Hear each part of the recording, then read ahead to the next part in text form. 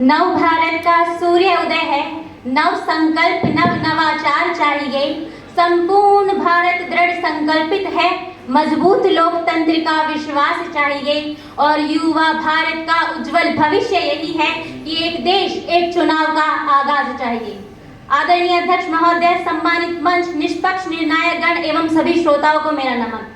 महोदय, एक देश एक चुनाव से हमारा तात्पर्य है कि लोकसभा और विधानसभा के चुनाव एक साथ हों, जो वर्तमान में अलग अलग होते हैं और 5 वर्ष के अंतराल पर होते हैं, जिस कारण प्रत्येक वर्ष देश या किसी राज्य में चुनाव होते ही रहते हैं। महोदय, एक देश एक चुनाव कोई नई धारणा नहीं है। वर्ष 1952, 1957, 1962 एवं 1967 में भी एक साथ चुनाव हुए थे, तो अब क्यों नहीं? मान्यवर, कुछ वर्ष पहले भारत के महान वैज्ञानिक सर एपीजे अब्दुल कलाम का सपना था कि भारत 2022 तक एक महासत्ता बनेगा। वर्तमान में 2025 चल रहा है, लेकिन हम उस लक्ष्य को पूरा नहीं कर पाए हैं।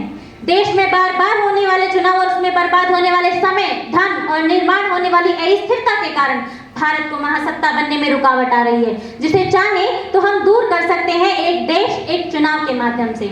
मान्यवर, देश में बार बार होने वाले चुनावों के कारण निर्वाचन अधिकारी, कार्यकर्ता एवं सुरक्षा बलों को अपना मूल कार्य छोड़कर चुनावी ड्यूटी में लगना पड़ता है और इसमें विद्यार्थी वर्ग सबसे अधिक प्रभावित होता है, क्योंकि महोदय, अध्यापक विद्यालयों और कॉलेजों से अधिक ग्राम पंचायत, नगर परिषद व मतदान केंद्र पर नजर आते हैं, जिस कारण प्रधानमंत्री चुने जाएंगे तो बच्चों का सिलेबस रह जाएगा, फिर विधायक चुने जाएंगे, फिर बच्चों का सिलेबस रह जाएगा, फिर पार्षद आएंगे, फिर बच्चों का सिलेबस रह जाएगा और अंत में हम पाते हैं कि चुनावों में मिलावट के साथ साथ अपनी कमियां छुपाने के लिए बच्चों के भविष्य में भी मिलावट कर दी जाती है।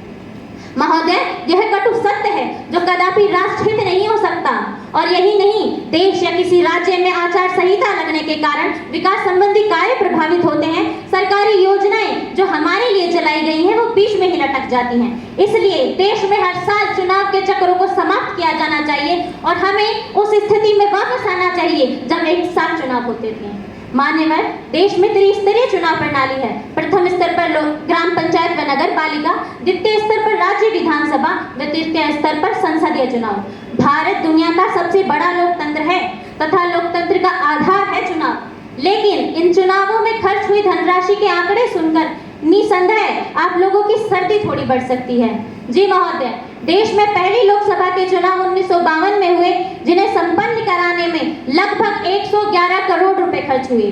वहीं 2014 के लोकसभा चुनाव में यह राशि 5,000 करोड़ पहुंच गई तथा 2019 के लोकसभा चुनाव में तो राजनीतिक पार्टियों ने पिछले सारे रिकॉर्ड तोड़ दिए। जी महोदय, इस चुनाव में 55,000 करोड़ रुपए खर्च किए गए और यह तो सिर्फ लोकसभा के आंकड़े हैं। इसके अलावा विधानसभा तथा उपचुनावों को जोड़ लिया जाए तो निसंदेह भारत के लिए एक अन्य बजट तैयार किया जा सकता है। मान्यवर, इसके दूसरे पहलू से भी मैं आप सभी को अवगत कराना चाहूंगी कि एक देश एक चुनाव के माध्यम से नीतिगत निर्णयों में निश्चितता आएगी। जी महोदय, देश में एक बार चुनाव होंगे तो सरकारों को भी वोट बैंक को ध्यान में रखकर जनता को लुभाने वाली योजना चलाने के हथकंडे नहीं अपनाने होंगे।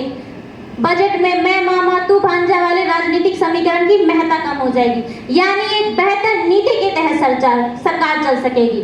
मान्यवर, राजनीतिक पार्टियां चुनावी रैलियों में पैसे ही नहीं अपितु समय भी दोनों हाथों से बर्बाद करती हैं। जी महोदय, मैं अपना पक्ष प्रस्तुत करते हुए बताना चाहूंगी कि जब भी विधानसभा के चुनाव होते हैं तो केंद्रीय मंत्रीगण, यहाँ तक कि स्वयं प्रधानमंत्री अपनी पार्टी का प्रचार प्रसार करने के लिए चुनावी रैलियों में जाते हैं, जबकि उन्हें 5 साल इस देश की समस्या सुलझाने के लिए चुना गया है, न कि प्रचार प्रसार के लिए।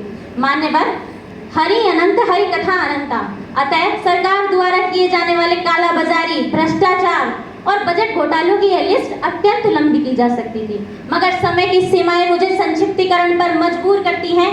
तब भी इतना जरूर स्पष्ट कर दूं कि लोकतंत्र का महाउत्सव है चुनाव। राष्ट्र की दशा और दिशा तय करता है चुनाव। फिर क्यों है हर सदन के चुनाव में अलगाव? क्यों ना मजबूत शासन के लिए लाया जाए एक बदलाव? जब अखंड है भारत तो क्यों ना हो एक देश एक चुनाव? मान्यवर, अब आते हैं इस विचारधारा के विरोधी साथियों के सवालों पर।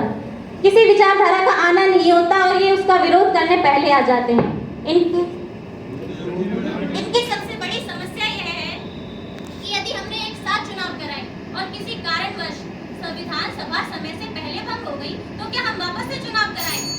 मैं उन्हें इस तथ्य से अवगत कराना चाहूंगी कि रामकृष्ण की इस पावन भूमि पर यदि मन सच्चा है तो प्रत्येक समस्या का समाधान संभव है। जी, इसी पर 2 लाइनें प्रस्तुत हैं कि लोकतंत्र के पावन युग में हम राष्ट्र निर्माण न भूलें, कि लोकतंत्र के पावन युग में हम राष्ट्र निर्माण न भूलें और स्वार्थ साधना की आंधी में वसुधा का कल्याण न भूलें।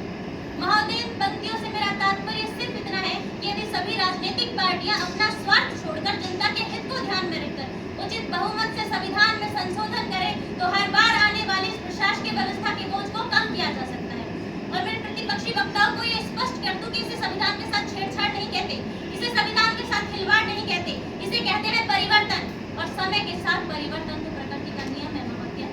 तथा अंत में मैं अपना पक्ष प्रस्तुत करते हुए इतना ही कहना चाहूंगी कि जब भारत में एक देश एक कर यानी जीएसटी लागू हो सकता है तो एक देश एक